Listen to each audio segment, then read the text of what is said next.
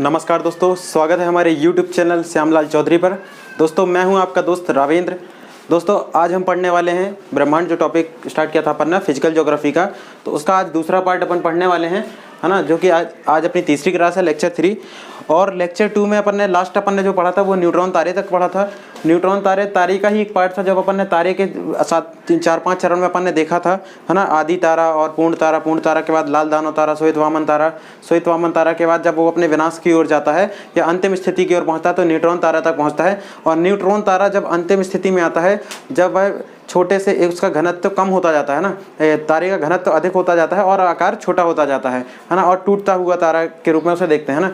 उसके बाद न्यूट्रॉन तारे के बाद अपन पढ़ेंगे ब्लैक होल की स्थिति, है ना, जो कि होगा कृष्ण वेबर, जिसे बोलते हैं अपन कृष्ण वेबर। तो कृष्ण वेबर होता क्या, बहुत अत्यधिक जो गुरुत्वाकर्षण वाला क्षेत्र होता है वह कहलाता है कृष्ण वेबर, है ना, या ब्लैक होल। यहाँ पे क्या होता है कि तारे होते हैं, वो तारे अपने विनाश की ओर या अंतिम स्थिति की ओर पहुँचते हैं और उसमें समाहित हो जाते हैं। जब न्यूट्रॉन तारा होता है, तारा कितना भी द्रव्यमान का हो, और वह उसमें उसका जो एक स्थान पर उसका द्रव्यमान संकेंद्रित हो जाता है, और वह स्थिति जो कहलाती है वह तारे की मृत्यु की स्थिति कहलाती है। वहाँ पे तारा अपना अंतिम स्वरूप धारण करता है और ब्लैक होल में समाहित हो जाता है। और ब्लैक होल में किसी भी पिंड की पलायन क्षमता है वह खत्म हो जाती है ना, और उसका दृश्य खत्म हो जाता है, उसका कोई भी परावर्तन नहीं होता, तो इसकी जो लाइट होती है वो समाप्त हो जाती है। तो वह क्षेत्र कहलाता है कृष्ण वेबर, है ना, या कृष्ण वेबर को अपन ने देखा, या अधिक गुरुत्वाकर्षण का क्षेत्र होता है जहाँ पे तारे परिणत होते हैं और नष्ट हो जाते हैं ना,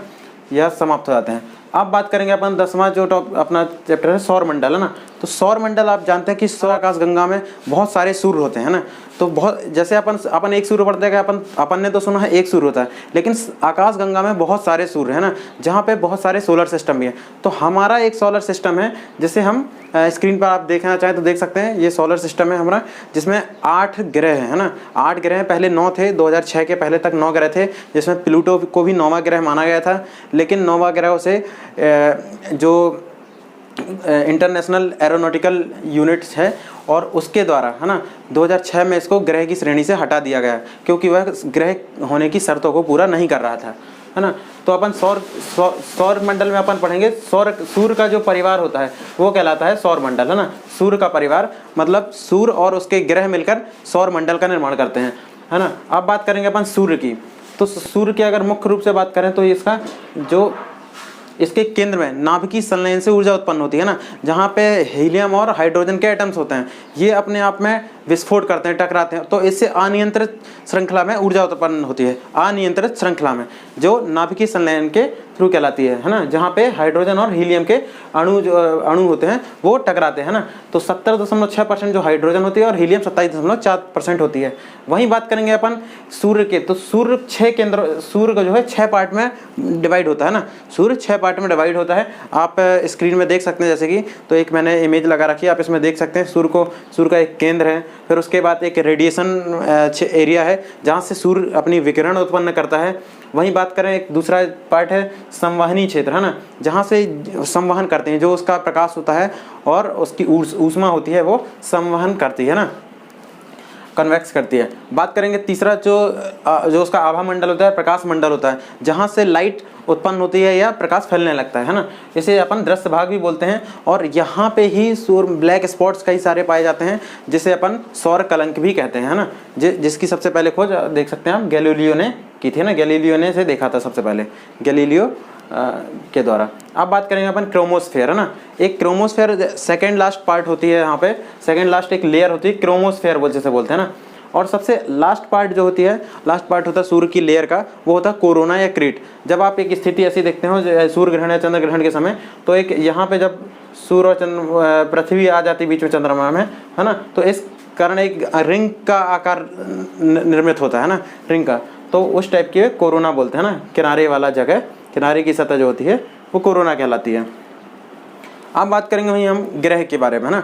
तो ग्रह यानी प्लैनेट, है ना। तो ग्रह की कुछ शर्तें होती हैं। तो ग्रह की अपन शर्तों को देख लेंगे, जैसे कि देख सकते हैं निश्चित कक्षा में सूर्य की परिक्रमा करता हो ना, मतलब सूर्य की अपनी एक परिक्रमा होना चाहिए, मतलब सूर्य का अपना एक परिक्षेत्र होना चाहिए जो वह सूर्य की परिक्रमा करता हो, और वह किसी अन्य ग्रह की कक्षा को काटता ना हो, क्रॉस ना करता हो, है ना, तब वह ग्रह कहलाता है। प्लूटो का जो रीजन था हटने का, वह एकमात्र यही रीजन था क्योंकि प्लूटो दूसरे ग्रह की कक्षा को काटता था, है ना, इसलिए उसे ग्रह की श्रेणी से अलग रखा गया, है ना, और उसे क्षुद्र ग्रह की मान्यता दी गई। निश्चित कक्षा में सूर्य की परिक्रमा करता हो, वहीं गुरुत्वाकर्षण शक्ति हो, मतलब किसी भी ग्रह की अपनी स्वयं की गुरुत्वाकर्षण शक्ति होनी चाहिए। जैसे पृथ्वी है, पृथ्वी में स्वयं की ग्रेविटी है, तब तो हम आज यहाँ पे हैं, है ना, पृथ्वी, नहीं तो हम कहीं लटक रहे होते। तो ग्रेविटी के कारण ही कोई चीज़ एक स्थान से दूसरे एक स्थान पर टिकती है ना, या कोई भी चीज़ एक अपना जहाँ पे फोर्स ज़्यादा लगेगा वहाँ पे कोई चीज़ विद्यमान करेगी। वहीं बात करें स्वयं का प्रकाश या ऊष्मा इसमें नहीं होता, है ना, ग्रह स्वयं के प्रकाश से प्रकाशित नहीं होते हैं बल्कि सूर्य के प्रकाश से प्रकाशित होते हैं। अगर हम पृथ्वी की बात करें तो पृथ्वी को अंतरिक्ष में जब हम सीन में देखते हैं तो पृथ्वी में एक स्थान पर दिन दिखाई देता है, एक स्थान में रात, है ना, एक पार्ट जो सूर्य के सामने वाला पार्ट होता है उधर पे आपको प्रकाश दिखेगा, और वहीं सूर्य के विपरीत ओर वहाँ पे आपको अंधेरा दिखेगा। इसका मतलब है कि वो सूर्य के प्रकाश से प्रकाशित है, किसी भी ग्रह में हो, है ना।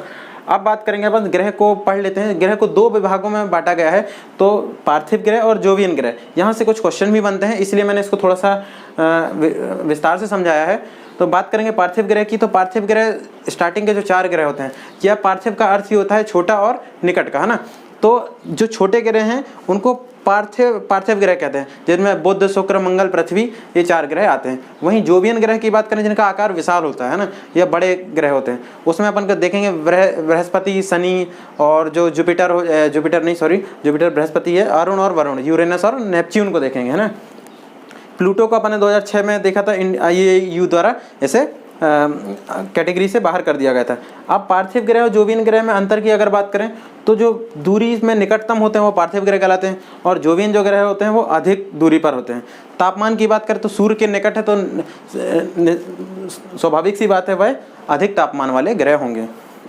वहीं बात करें जोवियन ग्रह की तो इनका तापमान कम होगा, और ये यहाँ पे अधिकतर ये बर्फीले ग्रह होते हैं और यहाँ पे ठंडक बहुत ज़्यादा होती है ना।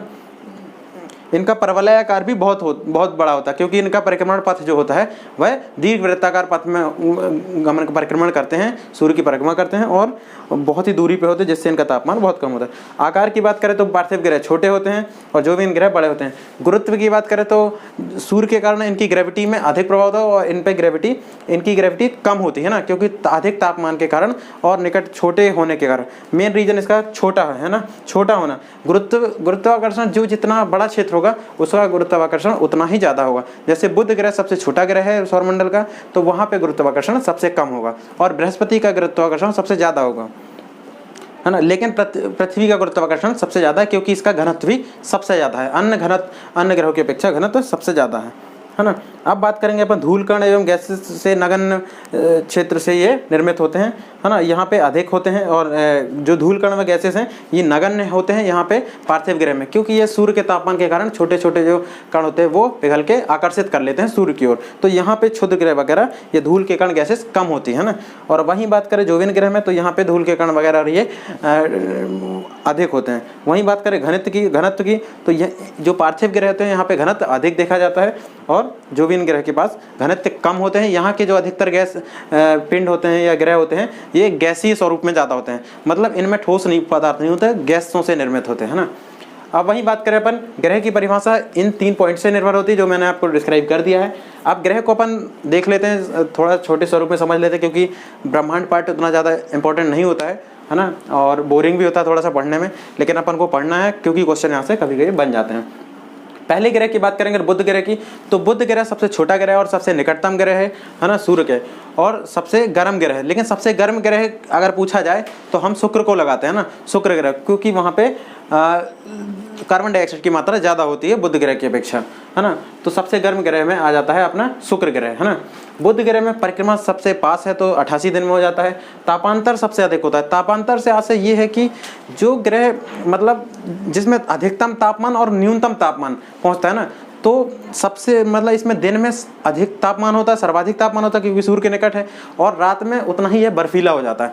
तो इसमें एक जो बीच का गैप है ये सबसे ज़्यादा बढ़ जाता है, ताप का अंतर है ना, तो ताप का अंतर इधर पे सर्वाधिक होता है। अगर क्वेश्चन पूछा जाए कि किस ग्रह का तापांतर सर्वाधिक होता है, तो वो आप लगाएंगे बुध ग्रह, है ना। क्यों, ये नहीं आप कि सबसे ठंडा ग्रह होता है सबसे दूर का ग्रह तो उसमें लगाते हैं, क्योंकि वहाँ तो तापमान अधिक होता ही नहीं है। यहाँ पे तापमान अधिक भी होता है और सबसे कम भी होता है ना, इसलिए अपन तापांतर की बात करेंगे तो बुध ग्रह होगा। वहीं सबसे छोटा भी है, इसका कोई उपग्रह नहीं है, ये आपको विशेषता याद रखनी है। बुध ग्रह और शुक्र ग्रह दो ऐसे ग्रह हैं जिनके कोई उपग्रह नहीं है, है ना। उपग्रह को भी अपन समझेंगे आगे। अब बात करेंगे शुक्र ग्रह की। शुक्र ग्रह पृथ्वी के सर्वाधिक नज़दीक का ग्रह है ना।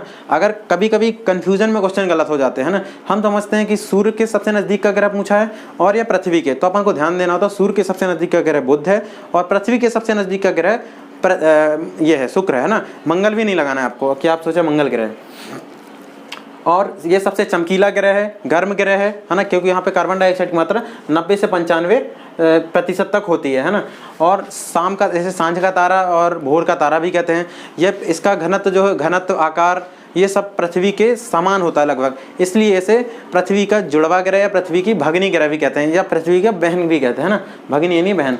सांझ या भोर का तारा कहते हैं। यहाँ शाम पश्चिम में होती है, पश्चिम मतलब शाम के समय यह पश्चिम में दिखाई देता है और सुबह के समय यह पूर्व में, मतलब जिस दिशा में सूर्य का उदय होता है वहीं आपको सुबह 3-4 बजे के आसपास देखेंगे, 4-5 बजे के, तो आपको शुक्र ग्रह दिखाई देगा, है ना। सर्वाधिक कार्बन डाइऑक्साइड विपरीत दिशा में घूर्णन करता है। शुक्र ग्रह की एक और विशेषता यह है कि यह विपरीत दिशा में घूर्णन गति करता है ना।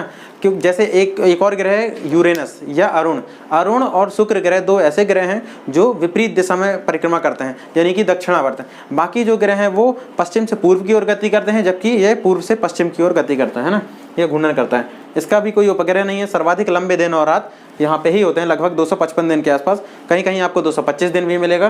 तो यहाँ पे 255 दिन इसका घूर्णन गति होता है। परिक्रमण गति और परिभ्रमण गति में अंतर होता है, अपन आगे देखेंगे। वहीं बात करें तीसरा ग्रह पृथ्वी, तो जो अपनी पृथ्वी माता है ना, तो पृथ्वी माँ को अपन पढ़ेंगे। तो यह 5वां सबसे बड़ा ग्रह माना जाता है ना, पूरे सौर मंडल का सबसे 5वां बड़ा ग्रह पृथ्वी माना जाता है ना। आप बात करेंगे अपने अक्ष पर है 23.5 डिग्री झुकी होती है, जो कि सबको पता है। परिक्रमण की बात करें तो 365 दिन 5 घंटे 56 मिनट 4 सेकंड लेता है ना। इसीलिए लीप वर्ष हर 4 साल के बाद आता है, क्योंकि 365 सही 6 घंटे इसकी जो परिक्रमण काल होता है। मतलब सूर्य का परिक्रमण, सूर्य का अगर कोई ग्रह परिक्रमा करता है तो वह परिक्रमण गति कहलाती है ना। और सूर्य या कोई भी ग्रह अपनी ही धुरी पर स्वयं का चक्कर लगाता है तो वह परिभ्रमण गति कहलाती है, जो कि पृथ्वी की 24 घंटे है ना। अब बात करेंगे पृथ्वी का एकमात्र उपग्रह है, जो प्राकृतिक उपग्रह की बात कर रहे हैं यहाँ पे ना, ह्यूमन मेड उपग्रह की बात नहीं कर रहे हैं, जो सैटेलाइट है उसकी बात नहीं कर रहे हैं, नेचुरल सैटेलाइट की बात करेंगे यहाँ पे। तो जो एकमात्र चंद्रमा है ना। आकार की बात करें तो इसका जियोड आकार होता है, भूभाग का आकार होता है, जिसे इंग्लिश में जियोड कहते हैं। आप बात करेंगे थोड़ा सा चंद्रमा को भी यहाँ पढ़ लेते हैं। चंद्रमा सूर्य की परिक्रमण गति इस प्रकार दर्शाई गई है।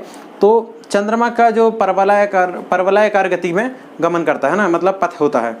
तो जब चंद्रमा पृथ्वी की गति मतलब पृथ्वी से जब चक्कर लगाता है तो वह पृथ्वी के कभी नज़दीक आता है और कभी दूर रहता है। तो जब सबसे पास की स्थिति होती है उसे कहते हैं अपन पेरिजी, है ना। और जो सबसे दूर की स्थिति होती है वह उसे बोलते हैं अपोजी। जब जैसे ये परवलयाकार पथ है और ये सूर्य है ना, ये सन है और ये मून है, तो यहाँ की जो डिस्टेंस होगा ये अधिक दूरी पे है, तो इसे बोलेंगे हम अपोजी। यहाँ पे चंद्रमा काफ़ी छोटा दिखाई देता है, और जब ये वाली स्थिति है तो यहाँ पे चंद्रमा पास आ जाता है। यहाँ पे लगभग आपको चंद्रमा काफ़ी छोटा दिखाई देता है और बहुत काफ़ी छोटा नहीं, काफ़ी बड़ा और चमकदार दिखाई देता है ना, जिसे पेरिजी कहते हैं ना। यह कंडीशन क्या होती है, पेरिजी कहते हैं, है ना। यहाँ से क्वेश्चन मेंस एग्जाम में भी बनता है पीएससी का।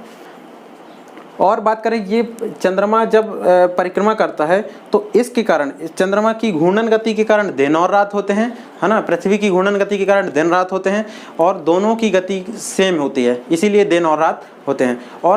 और जो चंद्रमा का परिक्रमण काल होता है, ये परिक्रमण गति होती है सॉरी, तो इससे ऋतु परिवर्तन होती है।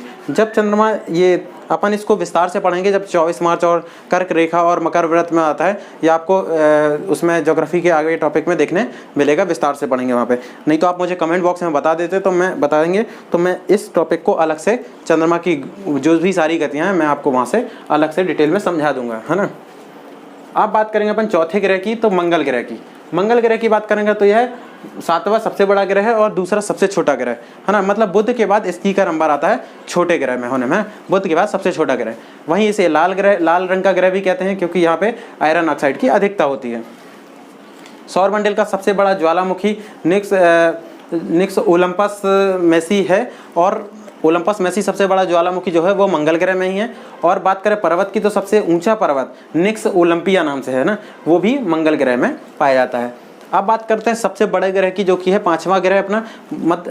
पूरे सौरमंडल में सबसे बड़ा ग्रह जो है वो 5वां नंबर का ग्रह है। अगर दूरी की बात करें, दूरी के आधार पे है ना, सूर्य से दूरी के आधार पे बात करें तो 5वां ग्रह है, और सबसे भारी ग्रह भी है ये, और सबसे बड़ा ग्रह भी है ना। और इसकी खोज जो है वो गैलीलियो ने की थी। सर्वाधिक उपग्रह इसके हैं 79। सबसे बड़ा उपग्रह जो है इसका गैनीमीड है ना, गैनीमीड इसका सबसे बड़ा उपग्रह जो कि पीले कलर का है, उसे पीला उपग्रह या ग्रह भी कहते हैं। बात करेंगे 6वें ग्रह की, शनि। शनि को सबसे सुंदर ग्रह भी माना जाता है क्योंकि इसके चारों ओर रिंग पाए जाते हैं, छल्ले पाए जाते हैं ना। एक और ग्रह जिसमें छल्ले पाए जाते हैं वह है अरुण ग्रह है ना, अरुण। तो यह काफ़ी सुंदर दिखाई जाता है, इसमें वलय पाए जाते हैं और जो कि गैसेस से निर्मित होता है ना। ये सभी बृहस्पति भी ग्रह पूरे गैसेस का निर्मित है ना, गैसों का, ठोस नहीं है, गैस का है। चारों ओर इसके भी वलय हैं। शनि में भी घनत्व सबसे कम है इसका है ना। उपग्रह की बात करें तो 62 उपग्रह हैं है ना। टाइटन इसका सबसे पहला खोजा गया उपग्रह था और सबसे बड़ा भी। बात करेंगे अरुण ग्रह की या यूरेनस की, 7वां उपग्रह है। इसकी खोज सबसे पहले 1962 में विलियम हर्शेल ने की थी। ईयर आप एक बार देख लीजिएगा। बाकी नीले, ये मीथेन, यहाँ पे मीथेन की अधिकता है इसलिए यहाँ पे इसे नीला ग्रह भी कहा जाता है। इसके 27 उपग्रह हैं। विपरीत गति में करता है, आपने पहले ही पढ़ा था, जैसे शुक्र और यूरेनस या अरुण ग्रह जो कि विपरीत दिशा में गति करता है, और यह अपने अक्ष पर सबसे ज़्यादा झुका हुआ है, इसलिए इसे लेटा हुआ ग्रह भी कहते हैं है ना। शनि की तरह वलय भी यहाँ पाए जाते हैं। बात करेंगे 8वें ग्रह की, जो है कि नेपच्यून है ना, वरुण ग्रह। यह दूरी में सर्वाधिक है। इसकी दूरी, अगर सूर्य से दूरी की बात करें तो यह सबसे दूरी में है, 8वें नंबर का ग्रह है और 8वें ग्रह है ना। उपग्रह की बात करें यहाँ पे, इसका एक उपग्रह है ट्राइटन, और उपग्रह नहीं पढ़ने, और सबसे अधिक ग्रह ही होंगे। ट्राइटन की बात इसलिए इसे इंपॉर्टेंट हो जाता है क्योंकि शनि का एक उपग्रह है टाइटन, सबसे बड़ा है ना। ये अधिकतर पूछा जाता है, लेकिन क्वेश्चन अभी पुराना हो गया है, इसलिए यहाँ पे एक क्वेश्चन बनता है उपग्रह ट्राइटन है ना।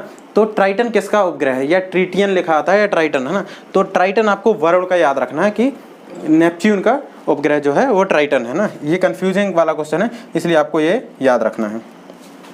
तो इस प्रकार अपन ने ग्रह पढ़ लिए हैं। अब बात करेंगे अपन उपग्रह। उपग्रह ये मतलब जो स्वयं के ग्रह की परिक्रमा तो करते ही हैं, साथ में सूर्य की भी परिक्रमा करते हैं है ना। ये परिभाषा आ जाती है उपग्रह की है ना। तो ये अपन ने बाकी उपग्रहों के बारे में मुख्य अपन ने यहाँ पे पढ़ लिए हैं, और ऐसे कुछ ज़्यादा क्वेश्चन बनते नहीं हैं। बात करेंगे वहीं क्षुद्र ग्रह की, तो क्षुद्र ग्रह ऐसे ग्रह होते हैं, मतलब ये छोटे छोटे पिंड होते हैं ना, लेकिन ये उपग्रह, ये क्षुद्र ग्रह क्यों कहलाते हैं? ये गैसेस, धूल के कण से निर्मित होते हैं, छोटे छोटे ग्रह होते हैं, बहुत ही छोटे। ये मंगल और बृहस्पति के बीच पाए जाते हैं ना। क्षुद्र ग्रह की एक पट्टिका होती है जो सूर्य का परिक्रमा तो करते हैं, लेकिन ये छोटे छोटी पट्टिका में होते हैं। ये अन्य ग्रहों की परिक्रमा जो परवलयाकार गति होती है, या वृत्ताकार पथ होता है, परिक्रमण पथ होता है, उसका कहीं ना कहीं ये क्रॉस कर देते हैं है ना। ये उनको बीच में कट कर देते हैं, इसलिए ये ग्रह की श्रेणी में नहीं आते और क्षुद्र ग्रह की श्रेणी में आते हैं। क्षुद्र का अर्थ ही होता है ना के बराबर है ना, नगण्य ग्रह, जो कि एग्जाम्पल जैसे सेरस वगैरह है, साइरस आपको कहीं देखने लिखा मिलेगा है ना। तो अपन को ब्रह्मांड पार्ट में इतना ही पढ़ना था है ना। उल्का पिंड की अगर बात करें थोड़ा सा, तो उल्का पिंड की अगर बात करें तो उल्का पिंड किसी खगोलीय पिंड के द्वारा टूटे हुए एक पिंड होते हैं, जिनमें ग्रेविटी के कारण एक दूसरे टकराव के कारण छोटे पिंड टूट के गिरते हुए दिखाई देते हैं या भागते हुए दिखाई देते हैं, उन्हें अपन उल्का पिंड कहते हैं ना। तो आप वो देखे होंगे आपने कभी, इसमें अपन को ज़्यादा विस्तार से नहीं पढ़ना है। और एक क्वेश्चन जहाँ से बनता है, जो ग्रह का आकार है ना, ग्रह का आकार की अगर बात करें तो क्रम के आधार पर ग्रह को बांटें कि आकार के आधार पर उनके है ना, कि आकार के आधार पर उनका क्रम क्या है। तो सबसे छोटे से और बड़ा ग्रह, यानी आवर्ती क्रम है ना, बढ़ते हुए क्रम में। तो सबसे छोटा ग्रह होता है बुध, फिर उसके बाद होता है मंगल, आप नोट भी कर सकते हैं। सबसे बड़ा छोटा ग्रह होता है बुध, फिर मंगल, फिर होता है शुक्र ग्रह, चौथा ग्रह अपना होता है पृथ्वी है ना। चौथा सबसे बड़ा ग्रह पृथ्वी है। वहीं बात करेंगे वरुण की, तो फिर सबसे लास्ट वाला जो ग्रह वो 5वें नंबर में आता है। वरुण, अरुण, शनि और बृहस्पति सबसे बड़ा ग्रह है ना। तो इस क्रम में अपन ग्रह का आकार याद रखेंगे। यहाँ से क्वेश्चन कभी कभी पूछ लेता है ना, तो आपको ऐसे याद रखना है ना। मैं इसका क्रम का भी एक आपको इमेज यहाँ पे लगा दूंगा। है ना। तो अपन को इतना ही इस लेक्चर में देखना है। अगले लेक्चर में अपन बात करेंगे, आगे का टॉपिक पढ़ेंगे जो कि रहेगी आपकी कल क्लास, है ना। और कोई भी डाउट होता है आपको तो आप मुझे कमेंट बॉक्स में बता सकते हैं, है ना। और भी वीडियो को लाइक करिएगा, चैनल को सब्सक्राइब कीजिएगा, क्योंकि यह एक मुहिम के तहत अपन पढ़ रहे हैं और यहाँ पे पीएससी की पूरी संपूर्ण तैयारी जो है निःशुल्क कराई जा रही है ना। तो आपकी क्लास में इतना ही, बहुत बहुत धन्यवाद।